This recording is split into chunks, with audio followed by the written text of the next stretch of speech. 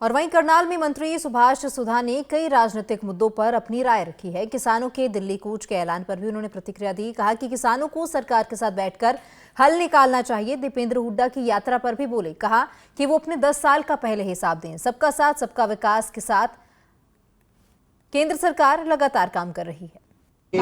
अपनी बात रख दी है, शंभू बॉर्डर खुलेगा तो वो दिल्ली का कूच कर सकते हैं। देखिए, किसान भाई हमारे अपने साथी हैं और किसानों का पूरे देश के अंदर मैं कहूँगा तो बड़ा स्तंभ है जो हमें आजान आता है हमारे। तो उनको चाहिए कि बैठकर हल करना चाहिए। हमारी सरकार उनके साथ बैठकर हल करने के लिए हमेशा तैयार है। दीपेंद्र हुड्डा जी हिसाब मांग रहे हैं, मैं उन्हें कहूँगा 10 साल का वो हिसाब दे दे।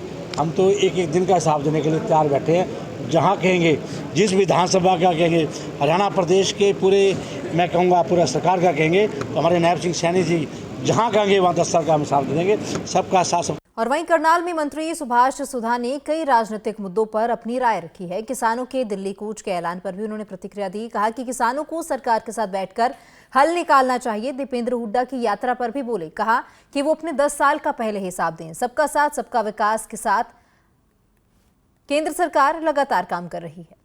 अपनी बात रख दी है, शंभू बॉर्डर खुलेगा तो वो दिल्ली का कूच कर सकते हैं। देखिए, किसान भाई हमारे अपने साथी हैं और किसानों का पूरे देश के अंदर मैं कहूँगा तो बड़ा स्तंभ है जो हमें आजान आता है हमारे। तो उनको चाहिए कि बैठकर हल करना चाहिए।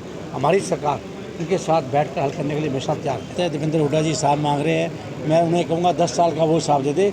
हम तो एक एक दिन का हिसाब देने के लिए तैयार बैठे हैं। जहाँ कहेंगे, जिस विधानसभा का कहेंगे, हरियाणा प्रदेश के पूरे मैं कहूँगा पूरा सरकार का कहेंगे तो हमारे नायब सिंह सैनी जी जहाँ कहेंगे वहाँ 10 साल का हम हिसाब दे देंगे। सबका साथ। और वहीं करनाल में मंत्री सुभाष सुधा ने कई राजनीतिक मुद्दों पर अपनी राय रखी है। किसानों के दिल्ली कूच के ऐलान पर भी उन्होंने प्रतिक्रिया दी। कहा कि किसानों को सरकार के साथ बैठकर हल निकालना चाहिए। दीपेंद्र हुड्डा की यात्रा पर भी बोले, कहा कि वो अपने 10 साल का पहले हिसाब दें। सबका साथ सबका विकास के साथ केंद्र सरकार लगातार काम कर रही है।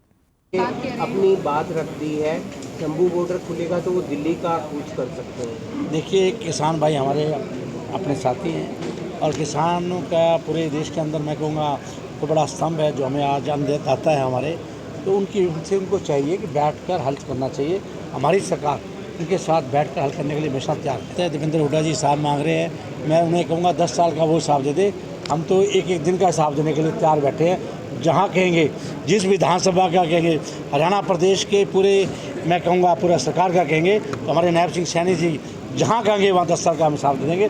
सबका साथ। और वहीं करनाल में मंत्री सुभाष सुधा ने कई राजनीतिक मुद्दों पर अपनी राय रखी है। किसानों के दिल्ली कूच के ऐलान पर भी उन्होंने प्रतिक्रिया दी। कहा कि किसानों को सरकार के साथ बैठकर हल निकालना चाहिए। दीपेंद्र हुड्डा की यात्रा पर भी बोले, कहा कि वो अपने 10 साल का पहले हिसाब दें। सबका साथ सबका विकास के साथ केंद्र सरकार लगातार काम कर रही है।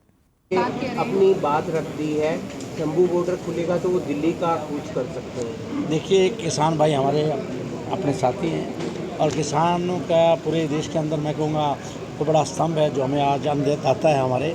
तो उनको चाहिए कि बैठकर हल करना चाहिए। हमारी सरकार उनके साथ बैठकर हल करने के लिए हमेशा तैयार है। दीपेंद्र हुड्डा जी हिसाब मांग रहे हैं, मैं उन्हें कहूँगा 10 साल का वो हिसाब दे दे।